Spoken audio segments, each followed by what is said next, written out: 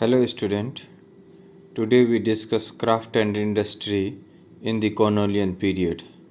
In previous video we already discussed the domination of Indian textile, and India is also capable with their craft and industries, local industries, small scale industries,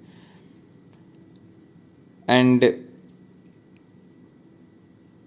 British government also tried to protect the local textile industry by banning the use of chint or printing cloth from India,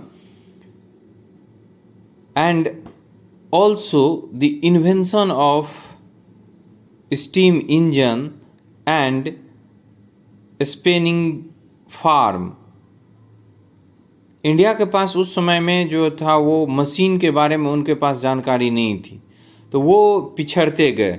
उसके बाद British की कुछ इस तरह से policy थी, जैसे इनके जो कपड़े थे वो आयात होकर के यहाँ से भेजा जाता था, एक्सपोर्ट होता था, या ब्रिटेन जब इंपोर्ट करता था तो उस पर बहुत ज़्यादा हेवी कस्टम ड्यूटी था, जिसके कारण जो रिजल्ट था वो कैटास्ट्रॉफिक, माने उसका दुष्प्रभाव यही हुआ कि इंडियन जो क्राफ्ट था उस समय में वो काफ़ी पिछड़ गया, और ब्रिटिश का जो क्राफ्ट था, कपड़ा, टेक्सटाइल वगैरह, वो इंडिया का जहाँ जहाँ मार्केट था उनके जगह पे वो ब्रिटेन का कपड़ा बुना हुआ मशीन के द्वारा वो बाजार भरा पड़ा था।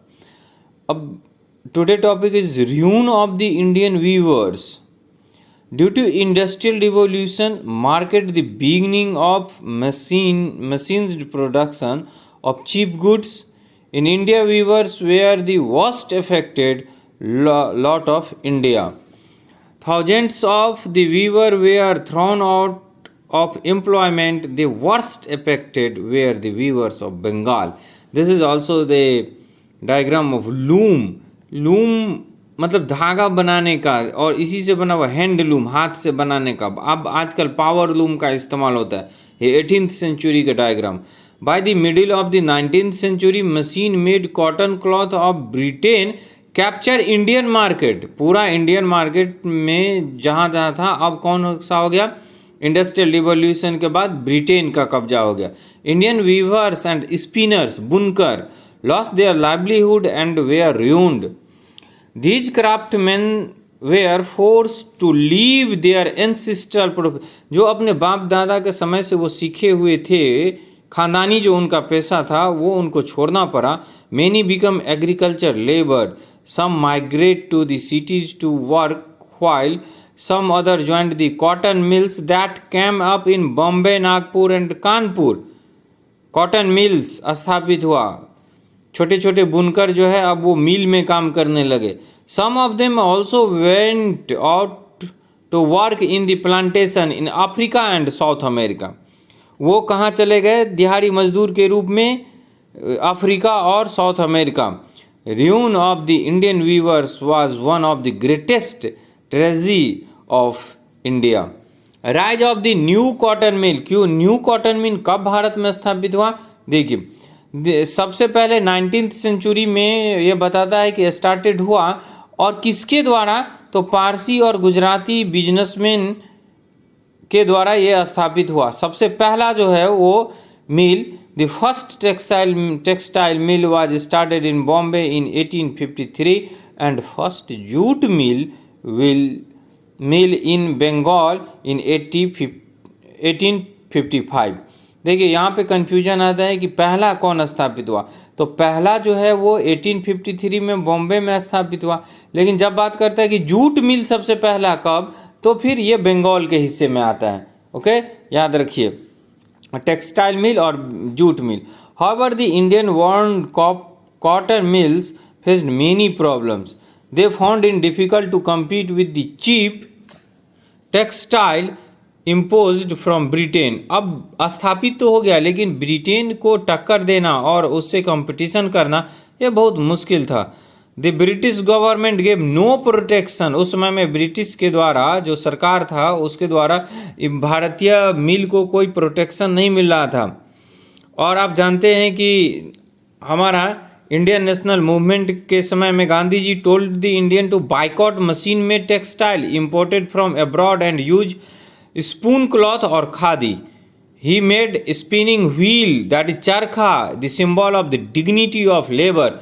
लेबर का भी डिग्निटी होता है, उसका गौरव होता है। खुद से वो बनाया, मशीन में धागा तैयार किया और उससे वो कपड़ा बनाते थे।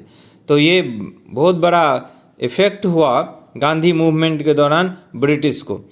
Apart from cotton textile, other Indian owned industry like iron, steel, paper and match also get no support protection from the British. जबकि ब्रिटिश कैपिटलिस्ट जो इंडिया में था उसको फेवर कर रहे थे और बैंक लोन एंड रेलवे